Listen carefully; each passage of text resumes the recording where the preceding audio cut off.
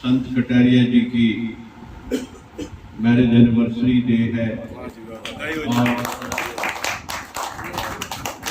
इनके साथ इनके छोटे भाई साहब नरेंद्र जी की भी मैरिज एनिवर्सरी है, उनके लिए भी बहुत बहुत शुभकामनाएं।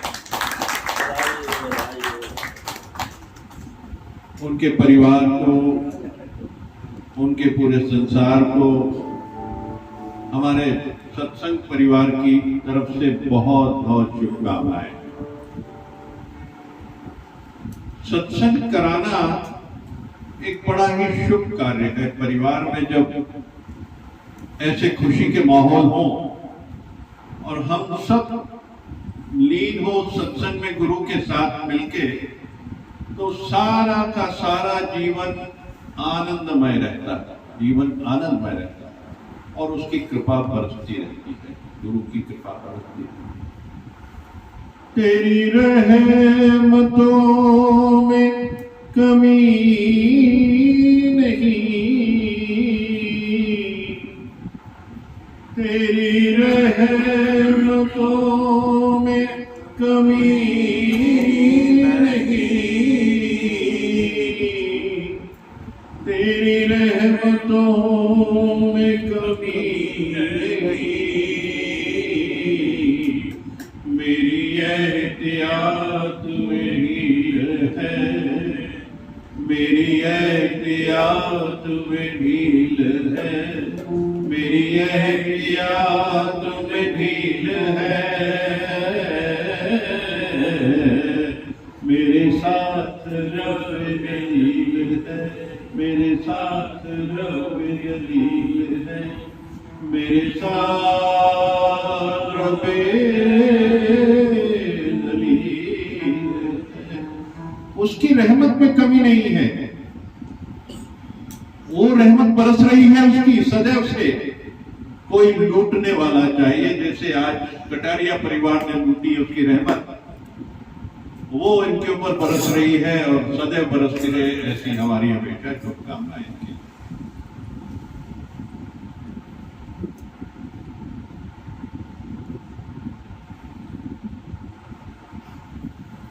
हमेशा विश्वास पे चलना चाहिए, दिल दिमाग को विश्वास से हटाना नहीं चाहिए।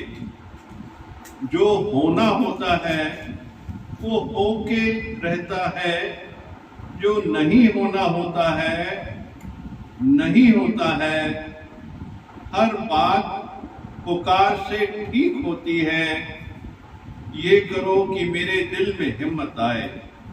ऐसा परमात्मा से मांगो कि मेरे दिल में हिम्मत आए। पुकार ये नहीं करो कि मेरी बात पूरी हो जाए, पुकार ये करो कि मेरे दिल में हिम्मत आए। जो भी इज्जत मान मिलती है वो हमारे अहंकार को बहुत ताकत देती है। मान मुसीबत, इज्जत ठगी सयाणो, इज्जत ठगो सयाणो, वही जो छोड़ के भागो। मान मुसीबत है, मुसीबत खरीद नहीं करो, खुश नहीं हो। चार जने अच्छा बात बोले तो कॉलर ऊपर करके समझो कि मेरे से कुछ हो गया है, मेरे से कुछ हो गया है। अहंकार हमेशा आध्यात्मिक उन्नति में बहुत रुकावट है। ऐसे खतरनाक चीजों से शल भगवान हम सबको बचाए।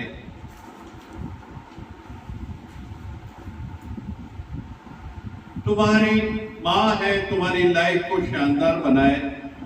अगर कोई गुस्सा करता है तो तुमको महसूस होता है कि इसने गुस्से से बात किया, तो तुम्हारे अंदर गुस्सा पड़ा था ना, तुम्हारे अंदर गुस्सा पड़ा था।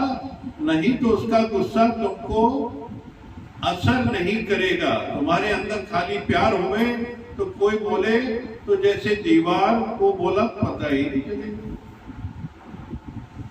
बोलकर चला जाएगा। निस्वार्थ होना बहुत जरूरी है, पर निस्वार्थ प्यार को हम शब्दों में नहीं ला सकते। निस्वार्थ स्वार्थ प्यार कैसे करो हम सिखा नहीं सकते, वो हर एक के संसार के ऊपर है। आज 2 दिन फैमिली है, परिवार है और कमरे हैं 3, कौन सा कमरा अच्छा है, कौन सा कमरा हवादार है, तो कोई उसमें से ऐसा होना होगा जो बोलेगा मेरे को यही चाहिए, कोई सीधा साधा होगा कोई बोलेगा जो मिलेगा चलेगा। सबके स्वभाव संस्कार के ऊपर डिपेंड करता है, ना कि उसने माइंड को कैसा सेट करके रखा है। लास्ट चीज में मैं लूं, लास्ट खाना मैं खाऊं, जो कपड़ा है वो सबको मैं दूं, सबको दिखाऊं कि ये प्रिंट है, तुम ले लो, बाद में मेरे को देना। तो जिसको सुख बुद्धि नहीं है उसमें परमात्मा भी राजी है, जगत भी राजी है।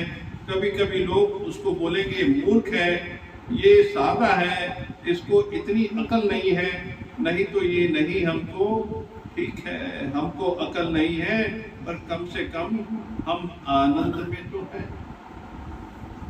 आनंद में तो है। आनंद बड़ी चीज है, वो आनंद जो कि परमानेंट है। सुख फिर दुख आएगा, दुख के बाद सुख आएगा, ये प्रक्रिया चलती रहेगी जीवन की। ये संसार के नियम है कि रात के बाद दिन और दिन के बाद रात, ये नियम है। तो ये जो नियम है इससे अलग होना ही आध्यात्मिकता है, यानी उस डेप्थ में जाना, उस अंदर की तरफ जाना, अपनी इंद्रियों को अंदर मोड़ना, इथू पुटके उठे लाना, वो आनंद की स्थिति है। बुल्ले शाह को इतना ही ज्ञान लग गया, भटकता था वो, बचपन से पढ़ाई में दिल नहीं था उसका, खेतों में निकल जाता था, बड़े बड़े खेत होते थे उस समय, घर छोड़ के निकल जाता था, भाग जाता था, उसका दिल कहीं रुकता ही नहीं था। वो भागते भागते एक बार पगडंडी से जा रहा था, देखा बहुत से लोग रुपया निकाल के इधर से उधर लगा रहे हैं, पास में ही पीर खड़े थे वहां पे। तो पूछा उसने, ऐ की कर रहे ने? बोले इथों पुट के उठे ला रहे हैं। बस उसको ज्ञान लग गया। ज्ञान इतना ही है, इंद्रियों को पुट के अंदर लगाओ तो वो आनंद की स्थिति है, फिर सुख दुख का भान नहीं होगा, सुख दुख का कोई भान नहीं होगा। सुख दुख तो संसार से जनित है, मन से जनित है, क्योंकि ये मन की कल्पनाएं परिकल्पनाएं जितनी है, वो जो संसार में डूबता है, जो मेरे हिसाब से चलेगा वहां खुश होगा, जो मेरे हिसाब से नहीं चलेगा वो दुखी होगा। है क्या? लीलाएं हैं, क्षणिक है, नाशवान है। मुझे तो शाश्वत को समझना है। तत्वबोध, सत्य क्या है, मिथ्या क्या है, जानो इसको। सबसे पहले हर दिन इस बात को सुबह सुबह दिमाग में लेके आए कि सत्य क्या है और मिथ्या क्या है। सत्य वो परम सत्ता, वो परमेश्वर, वो परमात्मा, वो सच्चिदानंद, वो डिवाइन पावर, वो निराकार, जो कि हर जगह मौजूद है, पूरे ब्रह्मांड में मौजूद है, हर एक जीव के अंदर है, हर वस्तु में है, हर पदार्थ में है, हर जीव में है, हर मनुष्य में है। कहां नहीं, पेड़ पौधों में भी है। कहां नहीं उसकी सत्ता?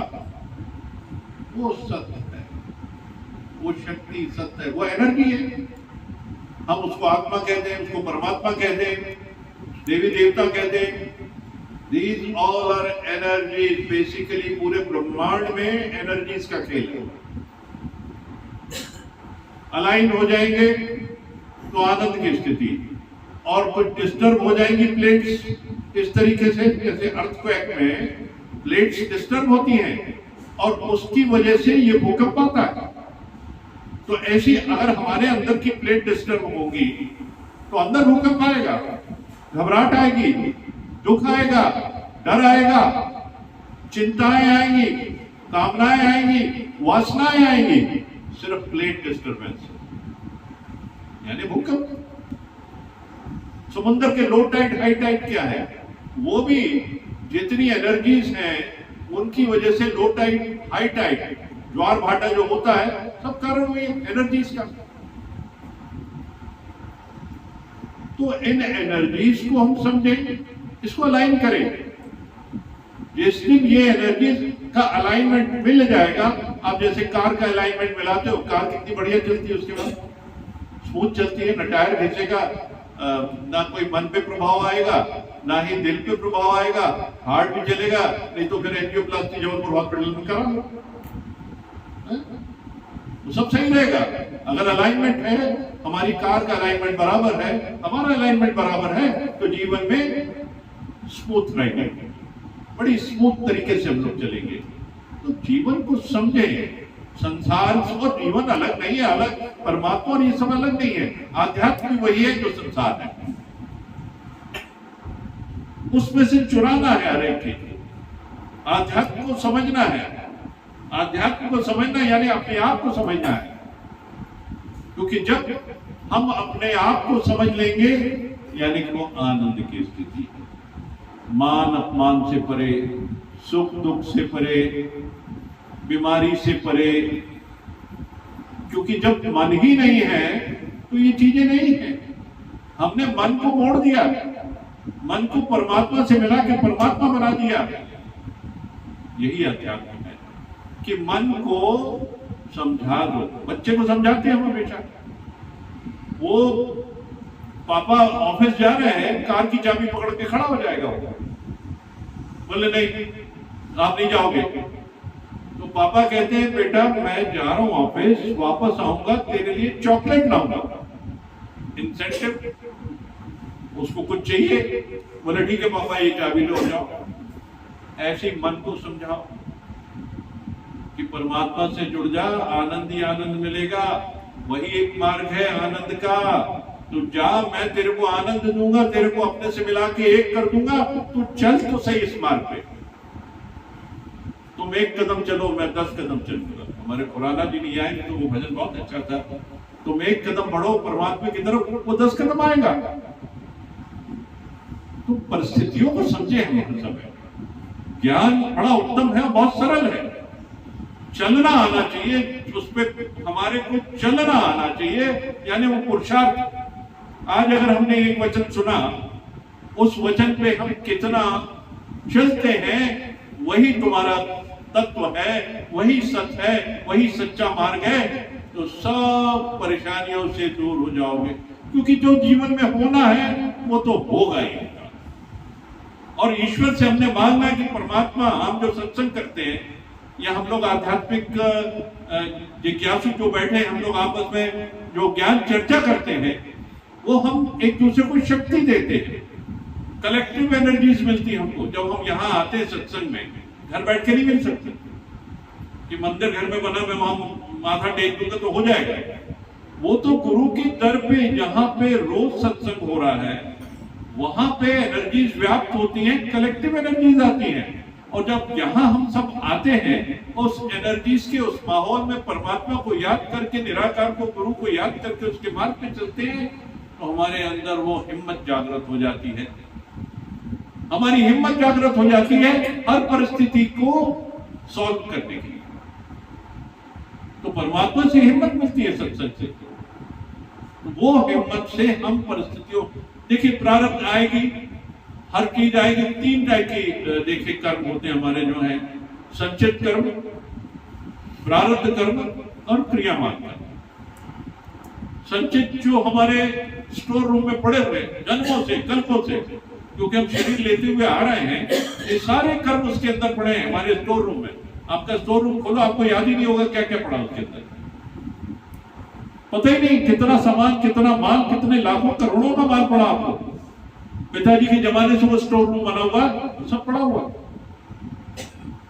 और प्रारब्ध के कर्म जो होते हैं, जो कर्म मैच्योर हो जाते हैं आपके, जो आपने पीछे किए हैं, वो फलीभूत होते हैं। वो सामने हमारा जो भाग्य है वो फलीभूत होता है। हमारे कर्म का, हमको कर्म का कर्म मिलता है, जैसे हमने किया वैसा आपको मिलता है। जैसे भीष्म पितामह साहब को 18 दिन तक लेटे रहना पड़ा तीरों की शैया के ऊपर, क्योंकि उन्होंने 100 साल पहले, 100 जन्म पहले एक कीड़े को तीर से उठा के ऐसा फेंका कि वो कांटों के ऊपर पड़ा रहा था, तो वो उसको उसके ऊपर दोष आया था और उनको 18 दिन कांटों की शैया पे पड़ा रहना पड़ा, तब उन्होंने शरीर त्यागा।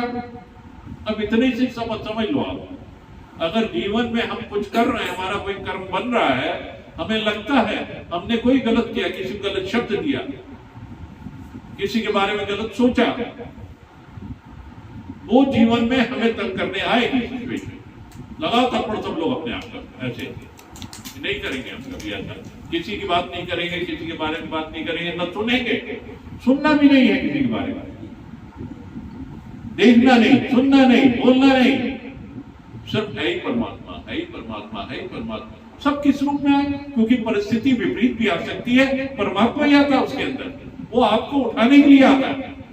कोई परिस्थिति विपरीत आई है, वो आपको उठाने के लिए आई है, परमात्मा आया है, खुद आया है आपको, हमको जोड़ के नमस्कार करना, वो आपकी एक फाइल क्लोज करने आया है, वो आपकी एक फाइल क्लोज करने आया, वरना इस जन्म में नहीं तो अगले जन्म में आएगा, वो अगले नहीं तो उसके अगले जन्म में आएगा। इसलिए इस बार भुगतान कर लो, उसका फाइल क्लोज करा लो अपनी, टैक्स भर के, उसके 2 शब्दों को सुन के पी जाओ, कंठ में ले लो शिव के जैसे, यही एब्जॉर्ब हो जाएगा, ना नीचे जाएगा, ना बाहर आएगा, ना किसी को बताएंगे, ना अंदर दिल पे जाएगा, नॉर्मल वही आनंद की स्थिति। भगवान कहते हैं आनंद लियो मेरे से, ऐसे आनंद आता है, हर चीज को रोके, गले में रोके, नीलकंठ बन जाए, शिव बन जाए, हम रोक ले सारी चीज, तो कोई जीवन में कभी तकलीफ ही नहीं आएगी। और किसी भी चीज को रिपीट मत करो, यानी आपने सुना और आपने उसकी सीडी बना दी, किसी ने कहा आपने सीडी बना ली, अब सीडी बन गई तो चला रहे, पुरुषोत्तम जी को बताओ, इधर राम बाबू को बताओ, इधर इंद्रलाल जी को बताओ, सबको बता रहे हैं। हम सीडी कितनी बार रोटेट कर दी हमने, एक ही चीज को ब्रह्मांड में कितनी बार फेंक दिया, और फिर उन्होंने 100 आदमियों को और बोल दिया। अब पूरे ब्रह्मांड में आपकी वो सीडी चल रही है, तो आपके पास क्या आएगा? 1000 गुना बढ़ के वही सीडी आएगी वापस आपके पास अटैक करने के लिए। क्या आप तैयार हैं? ये ऐसा चलता ब्रह्मांड के अंदर नियम, ब्रह्मांड के नियमों को समझो।